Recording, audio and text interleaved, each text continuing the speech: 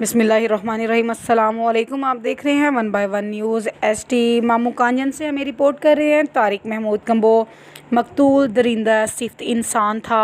8 साल कबल इसने मेरी बीवी को नाजायज़ ताल्लुकात कायम ना करने पर कत्ल किया, जो इसे वालिद के कहने पर मुआफ़ कर दिया था।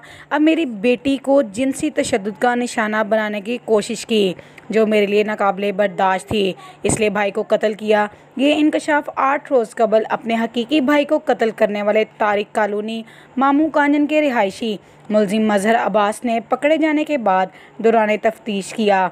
तफसीलात के मुताबिक 3 अगस्त को मुलजिम मजहर अब्बास खोखर ने अपने छोटे भाई मुस्तनसर हुसैन को ईद पर बहाने से अपने घर बुलाकर नशा देने के बाद गला दबाकर कत्ल करने के बाद लाश चादर में बांधकर सेम नहर किनारे दफन कर दी थी, जो पुलिस ने बरामद करके मुकदमा अंदराज के बाद विरसा के हवाले कर दी। मज़ीद खबरों के लिए देखते रहिएगा हमारा चैनल 1 बाय 1 न्यूज़ HD।